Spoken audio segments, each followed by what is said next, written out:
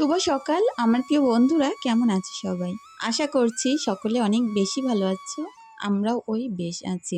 সকাল সকাল এত বড় একটা ক্ষতি হয়েছে, চলো তোমাদের সাথে শেয়ার করি। আমাদের এই যে ডিপ ফ্রিজটা, এটা আমরা ব্যবহার করি মাছ টাছগুলো বেশি যখন হয় রাখার জন্য। তো আমাদের বাড়ির পাশেই একজনেরা চেয়েছিল কিছুদিনের জন্য ব্যবহার করবে বলে দিয়েছিলাম। এখন দেখো ছুরি দিয়ে কত জায়গায় এরকমভাবে নষ্ট করে ফেলেছে। এই ফ্রিজটা মিনিমাম 7 থেকে 8 জায়গায় এরকম ফাটিয়ে ফেলেছে। এমনিতেও নতুন ফ্রিজ সেরকমভাবে আমি ব্যবহার করতাম না, তো তারপরেও একজনরা দরকার বিশেষ চেয়েছিল বলে তাদের কাছে দিয়েছিলাম। 15-20 দিন পরে যখন আনলাম, এরকম একটা খারাপ অবস্থা। এখন মিস্ত্রি ডেকেও বলছে এটা আর ঠিক হবে না।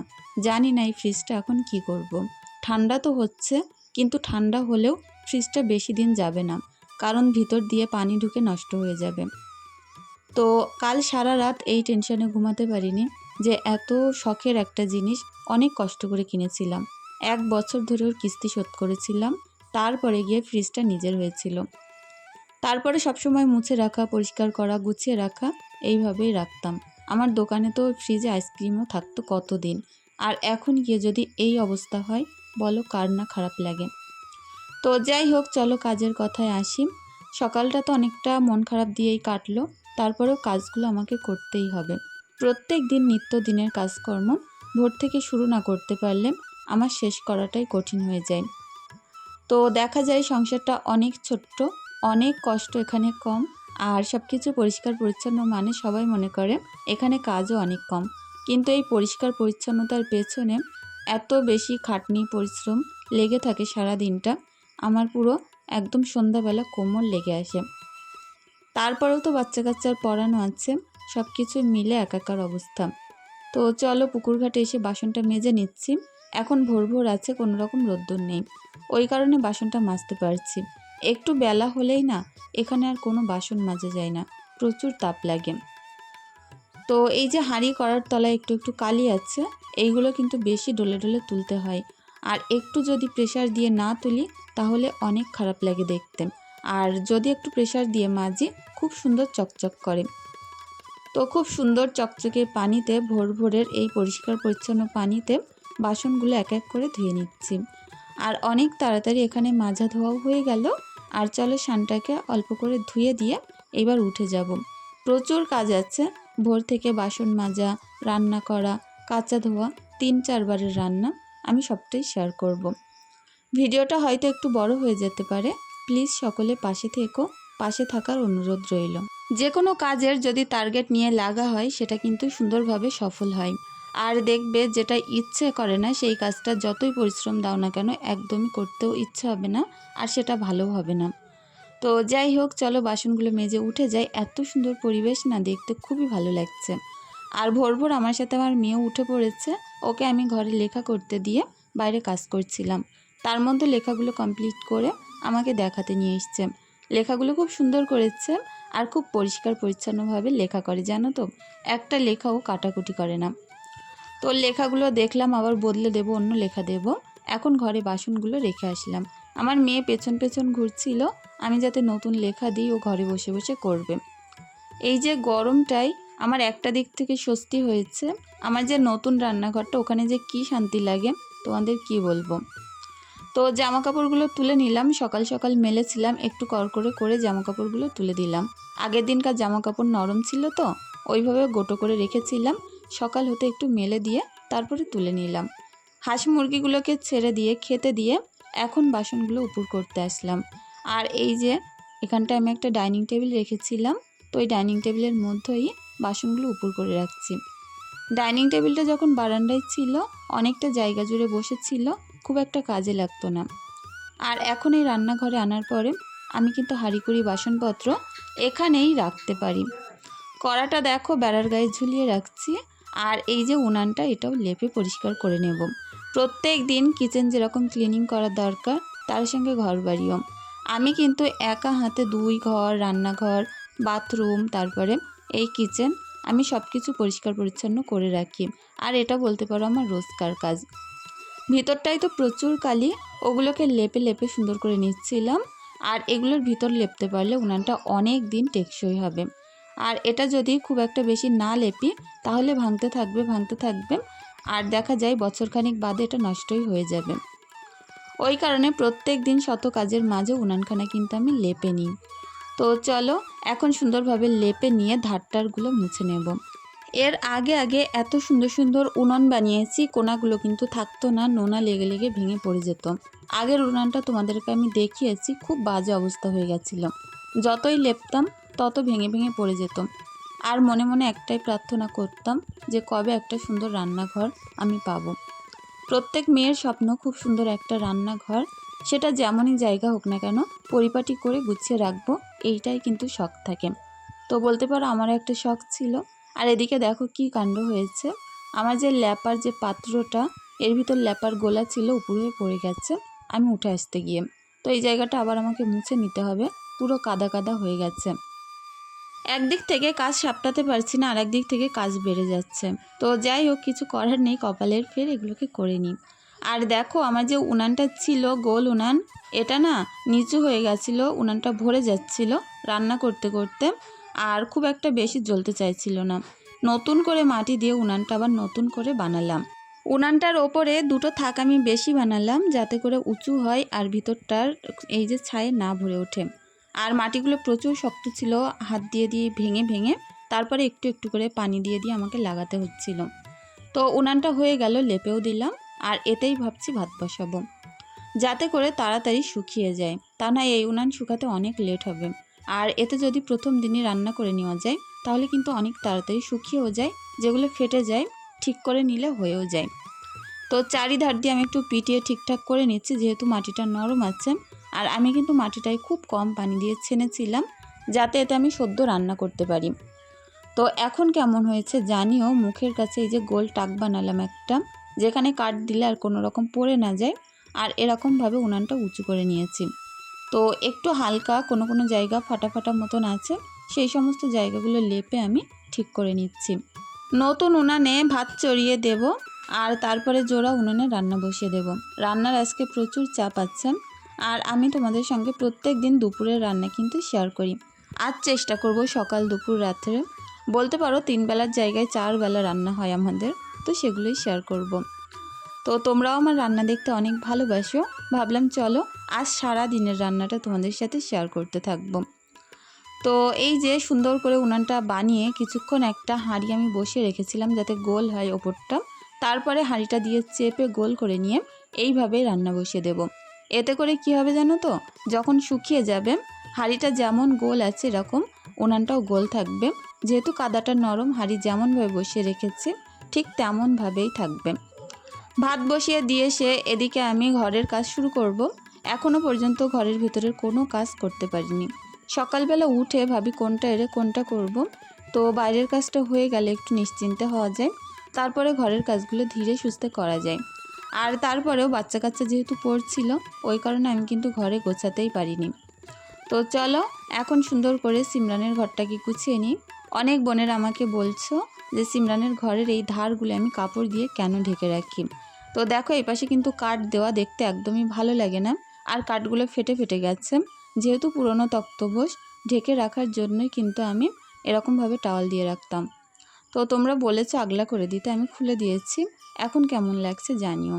তো সিমরানের এই যে খাটের ধারে যে পড়ার টেবিলটা আছে এটা সবসময় উলটপালট হয়ে থাকে, তো এটাও আমি গুছিয়ে নিলাম। তো চলো সুন্দর করে ঘরটাকে পরিষ্কার পরিচ্ছন্ন করে ঝাড়ু দিয়ে নিই, তারপরে যাব পাশের ঘরে। একটা দিনে এত বেশি কাজ থাকে, আমি তোমাদের সাথে শেয়ার করতে গেলে 2-3টে ব্লগ খুব সুন্দরভাবে হয়ে যাবে। তো তারপর আমি চেষ্টা করি তোমাদের সঙ্গে একটু একটু কাজ শেয়ার করতে। আমরা যেহেতু গ্রাম্য বউ, আমাদের কিন্তু আলাদা বেশি কিছু কাজ থাকে, যেমন উঠোন ঝাড়ু দেওয়া, হাঁস মুরগি পালন করার জন্য খাবার মাখানো, বের করা, তোলা, তারপরে কাঠ গোছানো, রোদ্রে দেওয়া, শুকানো, সেগুলো দিয়ে উনানের ধৈর্য ধরে ধোঁয়া খেয়ে খেয়ে রান্না করা, এইগুলো কিন্তু গ্রামীণ জীবনে বেশি কাজ থাকে। তারপর পর বাচ্চা কাচ্চার স্কুলের জন্য গাড়ি তো আসেই না, নিজেদেরকে কষ্ট করে দিয়ে আসতে হয়। এগুলো কিন্তু শহরে অনেক সহজ, কারণ স্কুল থাকা মানে স্কুল গাড়ি থাকে আর বাড়ির সামনে থেকে বাচ্চা উঠতে পারে। তো যাই হোক, দেখো এদিকে খাটটাটগুলো সুন্দর করে গুছিয়ে নিচ্ছি।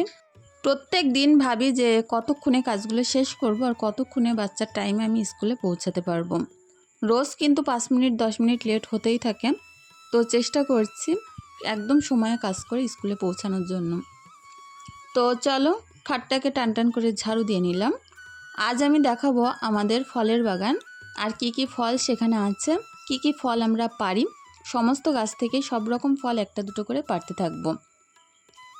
তারপরে দেখাবো কিছু কিছু সবজি আগান বাগান থেকে আমি তুলবো, সেটাই রান্না করে তোমাদের সাথে শেয়ার করব। তো বলতে পারো একদম পুরো গ্রামীণ জীবনধারা যেমনভাবে চলতে থাকে সেটাই শেয়ার করব। এখানে খাট ঝাড়ু দিতে দিতে নিচে আমার একটা ওড়না পড়েছিল।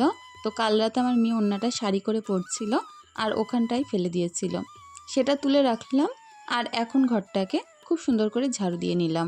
বারান্দায় এসে দেখি ফ্রিজটা বাচ্চারা ঠেলে এদিকটায় সরিয়ে রেখেছে, এটা আবার জায়গা মতন সরিয়ে রাখছি।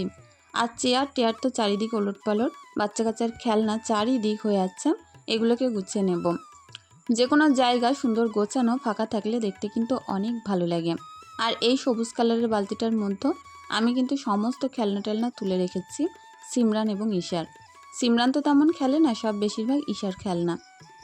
তো চলো বারান্দাটাকে পরিষ্কার করে নিই, অনেক বড় বারান্দা, তারপরে প্রচুর নোংরা হয়। আর রাতে আমি ঝাড়ু দিয়ে শোয়ার পরেও সকালবেলা দেখি অনেকগুলো করে আবার নোংরা বার হয়। গাছগুলোকে পানি দিয়ে নিতে হবে, এখনও পর্যন্ত পানি দিয়ে নিতে পারিনি। তারপরে রান্না, ওদিকে যে ভাতটা বসিয়ে আসলাম তার যে কী অবস্থা সেটাও দেখতে হবে। বারবার করে আমি কিন্তু জাল ঠেলে দিয়ে আসছি। আর নতুন উনান একটু তো ধোঁয়া হবে, তো বারবার করে উনানটা ধরিয়েও দিয়ে আসতে হচ্ছে। ভাতটা হয়ে গেলে ভাবছি জোড়া উনানে রান্না বসিয়ে দেব সকালের মতো। তারপরে হাজব্যান্ড আবার দেখি বাজার থেকে কী নিয়ে আসে, তখন সেটাও রান্না করে নেব। ভাতটা এদিকে সুন্দর হয়েও গেছে। আর এদিকে আমি হাঁড়িতে করে একটু গম সিদ্ধ বসিয়েছি। আর এই পাশটায় সকালের একটু তরকারি বানাবো। তো ভাবছি যেহেতু চন্দ্রমুখী আলু আছে, একটু আলুর দম টাইপের কিছু বানাবো সকালের জন্য। আর ওটা যে যদি দুপুরবেলা বাজারঘাট সেরকম কিছু না থাকে তখন ওটা দিয়ে কিন্তু দুপুরেও খাওয়া হয়ে যাবে, একটা দুটো ডিম ভেজে নিলে। তো চলো পেঁয়াজ আর অনেকটা রসুন, দুটো কাঁচা লঙ্কা এগুলো ফোড়ন দিলাম। আর এর মধ্যে দেবো একটু আদা বাটা, দিয়ে সুন্দরভাবে মশলাটা কষিয়ে নিয়ে তার মধ্যে আলুগুলো তুলে দিয়ে একটু ভাজা ভাজা করে নেব। তার মধ্যে নুন হলুদ লঙ্কার গুঁড়ো দিয়ে যেমনই রোজ নর্মাল রান্না করি সেরকমই করব। এই চন্দ্রমুখী আলু দিয়ে একবার ডিম আলু করে দেখবে, প্রচুর ভালো লাগে। তো চলো সুন্দরভাবে নুন হলুদ লঙ্কার গুঁড়ো এগুলো দিয়ে একটু বেশি করে পানি দিয়ে ঢাকা দিয়ে রাখবো। আর আমি কিন্তু আবারও অন্যান্য কাজ করতে শুরু করব। আমি এরকমই করি, সকালটায় রান্না থাকলে প্রচুর চাপ থাকে, একদিকে রান্না হয় একদিকে আমার সংসারের কাজকর্ম। তো হাজব্যান্ড ফোন করলে এক্ষুনি বাড়িতে চলে আসবে, দেখা যাক বাজার থেকে কি আনে সেটাই কিন্তু রান্না করে নেব। তো চলো রান্নাটা এখন সুন্দর করে ঢাকা চাপা দিয়ে ঈশাকে স্নান করাবো আর অন্যান্য কাজ করব। তো তারপরে হাজব্যান্ডও বাড়ি চলে এসছে এর মাঝে, আর এনেছে খাসির মাংস। তো এই যে খাসির মাংসটা, এগুলো কিন্তু প্রচুর চর্বি থাকে। তো বেশিরভাগ খাসির মাংস আমি দেখেছি বড় যে খাসিগুলো হয় প্রচুর চর্বি হয়। তো আজকের মাংসটাই খুব বেশি চর্বি ছিল। আর এই যে সুন্দরভাবে এখন কষিয়ে রান্না করে নেব। উনানে তো দুদিকে জ্বলছে আর একদিকে ভাত হলো। আর এখন গ্যাসে মাংসটা আমি বসিয়ে নিচ্ছি। তো 3-4 দিক যদি আমি না করি বাচ্চার স্কুল কিন্তু আমি ধরতে পারবো না, আর টাইম একদম অন টাইম হয়ে যাবে। তো চলো নুন হলুদ লঙ্কার গুঁড়ো জিরের গুঁড়ো এগুলো দেব, দিয়ে সুন্দরভাবে আমি মাংসটাকে কষিয়ে নেব। আর প্রচুর তেল, যেহেতু চর্বি এর মধ্যে ভর্তি, ওই কারণে তেলটা কিন্তু আমি একটু কম দিয়েছি। অনেকে আমাকে বলো সরিষার তেল দিয়ে তো রাঁধতে পারো। সরিষার তেল কি বলো তো, আমরা সেরকম একটা খাই না, খুব কম কম আমাদের সরিষার তেল আনে। আর সাদা তেলটাই বেশি নিয়ে আসে, রিফাইন তেল। তো রিফাইন তেল দিয়েই বেশি রান্নাবান্না হয়। মাংসের মধ্যে একটু কাশ্মীরি লঙ্কার গুঁড়ো দিলাম, একটু কষিয়ে ঢাকা দিয়ে কিছুক্ষণ। তারপরে আলু দিয়েছিলাম গোটা গোটা গোল গোল করে। আর তারপরে দিচ্ছি আবার ওপর থেকে একটু কাঁচা জিরের গুঁড়ো, একটু মিট মশলা। এটা দিয়ে এখন সুন্দরভাবে কষিয়ে ঝোল দিয়ে দেব। যেহেতু মাংসটা সেদ্ধ হয়ে গেছে ওই কারণে ঝোল দিয়ে দেব। আর চর্বিওয়ালা মাংস সেদ্ধ হতে কিন্তু একদমই সময় লাগে না। তো চলো ঢাকা দিয়ে আস্তে আস্তে করে রান্নাটা করে নিই। ওপর থেকে দিচ্ছি একটু জিরে মরিচের গুঁড়ো।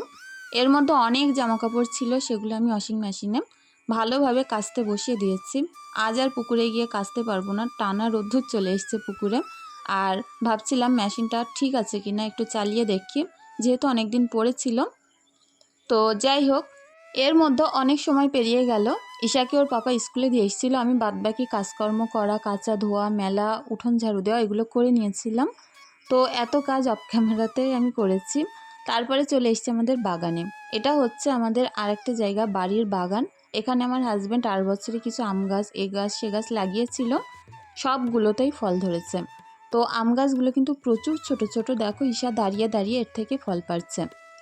আর আমগুলো পুরো গাছেই পেকে গেছে, হাত দিতে দিতেই পড়ে যাচ্ছে। তো আমার ননদ যেহেতু এই বাড়িতে থাকে, ননদ বারবার করে বলছিল আমগুলো পেড়ে নিয়ে যাও, কারণ প্রত্যেক দিন অনেক আম পড়ে পড়ে নষ্ট হয়ে যাচ্ছে। তো যাই হোক, ননদ গামলা এনে দিল, আর আমগুলো পেড়ে ওদেরকে কিছু দিয়ে যাব আর আমরা কিছুটা নিয়ে যাব। ছোট্ট ছোট্ট গাছ, আমরা ভাবতেও পারিনি এত দারুণ আম হবে। তো আমরা কিন্তু এখানে বসে একটা আম পেড়ে কেটে আমার ননদ, আমি, আমার মেয়েরা খেয়েছিলাম, প্রচুর মিষ্টি।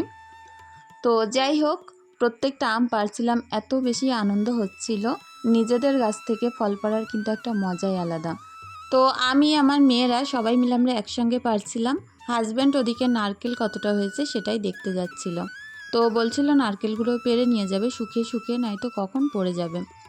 তো চলো, দুটো একটা করে আম পারছি, রাখছি, কতগুলো আম হয় দেখা যাক। ছোট্ট ছোট্ট গাছ তো, আর সবাই মিলে অনেক আনন্দ করে পারছিল। এগুলো কিন্তু আছে, এইটাই অনেক। তো এখানে যেহেতু কেউই দেখার সেরকম নেই, তারপরে প্রত্যেকটা আম কিন্তু সেইভাবে আছে, কেউ পেড়ে নিয়ে যায়নি। তো এখানে একটা ধানের এরকম গোলা মতনও করা আছে। তো চলো, আমগুলো এই যে গামলার উপরে রাখলাম, মোট এতগুলো মতন আম হয়েছে। তো কিছুটা কাঁচা আম একদম, সেগুলো একটু ছোট ছোট আছে, সেগুলো গাছে রেখে দিয়েছি। তারপরে এসছি কাঁঠাল পাড়তে, কত দারুণ কাঁঠাল হয়েছে দেখো। আর এই কাঁঠালগুলো দেখতে যেমন সুন্দর বড়, ঠিক তেমন কিন্তু খেতেও খুব রসালো। এটাও একদম ছোট্ট গাছ। তো এই নিচে একটা হয়েছে, ভাবছিলাম এইটা পারবো না ওপরেরটা পারবো। তো তারপরে ওপরেরটা দেখা গেল কিছু একটা জায়গায় নষ্ট হয়ে যাচ্ছে, ওপরেরটা আগে পেরে নেওয়া হলো, আর নিচেরটা থাক, অন্য একদিন এসে পেরে নিয়ে যাব। আর আমি তোমাদের সাথে শেয়ার করব, এই যে আমাদের বাড়ির বাগানে কত সুন্দর ঘ্যাটকল হয়ে আছে। তো এখান থেকে কিছুটা আমি ঘ্যাটকলও তুলে নিয়ে যাব, আজকে দুপুরবেলা একটু ঘ্যাটকল পাতার বড়া বানাবো।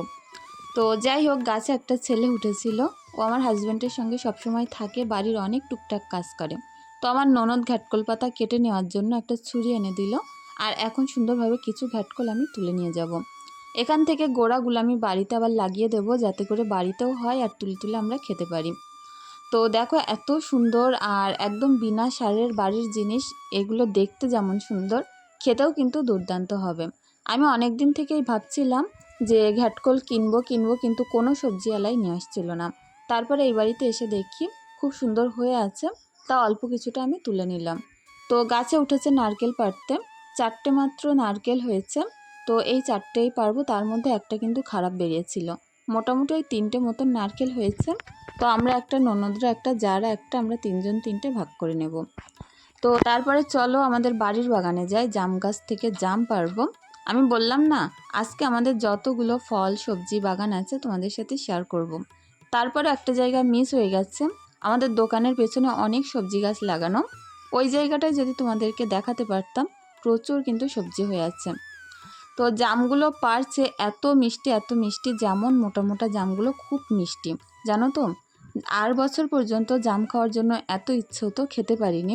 আর বছরেও কিন্তু আমাদের গাছে এত ফুলও ফুটেনি, জামও হয়নি।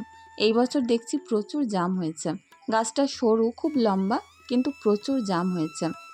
এখান থেকে কিছু বাচ্চা কাচ্চা আগের দিন জাম গাছে উঠেছিল, তো জাম পাড়তে গিয়ে মনে হচ্ছে ডাল টাল ভেঙে দিয়ে রেখে চলে গেছে। এখানে জানো তো কতবার যে নারকেল চুরি হয়ে যায়, ফল চুরি হয়ে যায়, দেখা চোখে কতবার তো আমাদের মাছও চুরি হয়ে গেল, কিন্তু কিছু বলা যায় না। তো যাই হোক, অন্য প্রসঙ্গে আসি। এদিকে দেখো বাড়ির গাছে ছোট্ট ছোট্ট হাজারি ডাব হয়েছে, সেগুলো আমরা পারলাম। তো আমার মেয়েরা প্রায় রোজই ডাবের পানি খায়, যার কারণে বাড়ির প্রত্যেকটা গাছের ডাব কিন্তু কিছু কিছু করে আমরা পেরে রাখি, 1 সপ্তাহ করে হয়ে গেলে আবার পারি। তো যাই হোক, গাছ থেকে দেখো কিছুটা ডাব নিচেও পড়ে গেছিলো, এগুলো তুলে নিচ্ছি। তো খুব সুন্দর লাগে জানো তো, যখন এরকম সুন্দর পরিবেশে আসে, নিজের গাছ থেকে ফল পেড়ে খায়, কেউ হেই বলারও লোক নেই, তখন কিন্তু আলাদাই একটা মজা আসে। তো জাম পেড়েছি, আমাদের এখানে লেবু গাছ ছিল, তো কটা লেবু হয়েছে, লেবু পেড়েছি, এগুলো লেবু পানি করে খাওয়া হবে। তো অনেকগুলোই হয়েছে, চলো জামগুলো নিয়ে এবার ঘরে যাই। তো তার মধ্যে হাজব্যান্ড বলছিল আনারসগুলো কেমন হয়েছে দেখি। আমাদের বাগানে আর বছরে আমার বড় মেয়ে আর কি 4-5টা আনারস গাছ লাগিয়েছিল। আনারস খাওয়ার পরে মাথাগুলো বাদ গেছিলো, বসিয়ে দিয়েছিল, আর প্রত্যেকটা আনারস গাছে ফল হয়েছে। তো দুঃখের বিষয় 3-4টা আনারস চুরি হয়ে গেছে, একটা আনারসই আছে, জানি না সেটাও থাকবে কি না। এখানে দেখো জাম তো পেড়ে দিচ্ছিল ওপর থেকে, আর আমরা কিন্তু নিচে এরকম গামছা ধরে ধরে জামগুলো তুলে নিচ্ছিলাম। তো যার কারণে জামগুলো ফাটছিল না, নোংরাও লাগছিল না, কারণ জাম যিনিই দেখবে 10টা যদি নিচেই পড়ে একটা হাতে পড়ে। তো চলো এখন আসছি তোমাদের সঙ্গে দুপুরবেলা। তো এখন আমার আরেকটা রান্না করার বাকি আছে, যেহেতু ঘ্যাটকল তুলে নিয়ে এসেছি, টাটকা থাকতে থাকতে ঘ্যাটকল পাতাটার আমি বড়া বানিয়ে ফেলবো। দুপুরবেলার জন্য তো মাংস করেছি, আর এখন বানাবো ঘ্যাটকলের বড়া। আমি কিভাবে বড়া বানাই তোমাদের সাথে সেটাই শেয়ার করি। পাতাগুলো অনেকখানি পানি দিয়েছি, এগুলো চুবিয়ে হালকা সেদ্ধ করে নেব, নিয়ে পানিগুলো কিন্তু আমি ফেলে দেব। তো ঘ্যাটকলের পাতা একটু গাল চুলকানোর ভয় থাকে, ওই কারণে সেদ্ধ করে পানি ফেলে দিয়ে পাতাগুলো আমি এখন তুলে নিয়ে মিক্সিং বলে সুন্দর করে এটাকে বেটে নেব। আর এই বাটাটার মধ্যে দেখো কত কিছু দিচ্ছি: চালের গুঁড়ো, লঙ্কার গুঁড়ো, নুন, হলুদ, জিরে, বেসন, কালো জিরে, আদা রসুন বাটা, পেঁয়াজ কুচি, অনেকটা কাঁচা লঙ্কা, রসুন কুচি, এগুলো দিয়ে ঘ্যাটকলের যে সেদ্ধ পাতাটা বেটেছি সেইটা দিয়ে দিলাম। আর সুন্দরভাবে এটাকে মেখে নিয়ে এখন একটা একটা করে মচমচে করে বড়া ভেজে ফেলবো। চালের গুঁড়ো দেওয়ার একটাই কারণ, যাতে বড়াগুলো খুব বেশি মুচমুচে হয়। তো চলো মাখাও কমপ্লিট, এটা কিন্তু একটু ধৈর্য ধরে মেখে নিতে হবে। তো এখন সুন্দর করে চ্যাপটা চ্যাপটা করে বড়াগুলো করে নেব। কালারও যেমন সুন্দর এসেছে, খেতেও কিন্তু খুব দারুণ হয়েছিল। আর পাতা বাটা খেলে হয়তো একটু গাল লাগতে পারে, কিন্তু বিশ্বাস করো এরকম বড়া করে খেলে একদম মুচমুচে করে ভাজতে হবে, কোনো রস রাখলে হবে না ভেতরে, এতে কিন্তু কোনো রকম গাল চুলকাবে না। তো চলো দুপুরের মতো অনেকগুলো বড়া বানিয়ে ফেললাম, এটা দিয়ে কিন্তু গরম ভাত খেতে বেশ দারুণ লাগবে। সেই দেখা হচ্ছে তোমাদের সাথে সন্ধ্যাবেলা। এখন আমাদের গাছে দেখো কতগুলো ড্রাগন ফল হয়েছে, আর একটা ফল তো বড়ও হয়ে গেছে, এটাকে আমরা এখন তুলে নিয়ে যাব। তো সিমরান ঈশা বারবার করে বলছিল ফলটাকে তুলে নিয়ে যাও, সন্ধ্যাবেলায় কেটে ওরা খাবে। তো আমি বললাম তুলেই ফেলো, বেশি দিন আর রাখার দরকার নেই, কারণ এই যে মুখ দিয়ে প্রচুর পিঁপড়ে ঢুকছিল। তো চলো ফলটাকে ছাড়িয়ে নিলাম, আর এটাকে নিচেই গিয়ে এখন কাটা হবে। এটা আমাদের ওই বাড়িতে লাগানো ছিল, খুব ছোট্ট একটা ডাল পোকায় খেয়ে পড়েছিল, আমি কিন্তু 1 হাতেরও কম ডালটা এনে গামলায় পুঁতেছিলাম, আর এখন সেটা থেকে 1 বছরের মাথায় অনেক ফল হচ্ছে। তো চলো ড্রাগনটাকে তুললাম, একটু ছোট সাইজ হয়েছে কিন্তু প্রচুর মিষ্টি, রসালো, একদম টুকটুকে পাকা, দেখো কালারটাও কিন্তু সেই ছিল, প্রচুর মিষ্টি। আর এখানে কাটতে না কাটতে ঈশা একটা নিয়ে ধাওয়া দিয়েছে, বড় সাইজটা নিয়েছে বলে সিমরান রাগ করে দেখো আর মোটেই নিচ্ছিল না। তো যাই হোক ঝামেলা টামেলাগুলো মিটিয়ে দিয়ে আসলাম, আর এখন বানাবো রাতের জন্য একটু রুটি আর সেমাই। সেমাই খেতে তো আমার মেয়েরা অনেক পছন্দ করে নারকেল দিয়ে, তো যেহেতু বাড়ির গাছের নারকেল হয়েছে আজ, ওই কারণে নারকেল দিয়ে সেমাই রাঁধবো। তো চলো সুন্দরভাবে সেমাইটাকে একটু ভাজা ভাজা করে নিয়ে, এমনিতেও ভাজা সরু সেমাই, তার মধ্যে নারকেল দিলাম, আর এখন দেব অল্প একটু চিনি। তো নুন পানি দিলাম উপর থেকে, আর চিনি ছড়িয়ে দিয়ে এটা কিন্তু একদম গ্যাসের ফ্লেম লো করে দিয়ে আস্তে আস্তে আমি নাড়তে থাকবো। তো সেমাইটা দেখো খুব সুন্দর হয়েও গেছে, আর এইভাবেই নামিয়ে নিয়ে তারপরে রুটি করতে বসালাম। তো এখনও পর্যন্ত যেই সকল বন্ধুরা আমার পাশে আছো, আমার ভিডিও দেখছো, সকলকে জানাই অনেক অনেক ভালোবাসা। আর এতক্ষণ ধৈর্য ধরে দেখার জন্য তোমাদের কাছে আমি অনেক কৃতজ্ঞ। আমার ভিডিওর মাঝে কিংবা আমার কথার মাঝে যদি তোমাদের কিছু খারাপ লেগে থাকে, প্লিজ ভিডিওটি ক্ষমাসুন্দর দৃষ্টিতে দেখার অনুরোধ রইল। আর আজকের ভিডিওটা কেমন লাগলো অবশ্যই কমেন্টের মাধ্যমে জানিয়ে যেও। তো অবশ্যই একটা লাইক করে দিও। দেখো রাতে ঈশার খাবারে কি নিয়েছি, রুটি, দুধ আর একটু আম, সুন্দর করে পাকা আম কুচিয়ে নিয়েছি।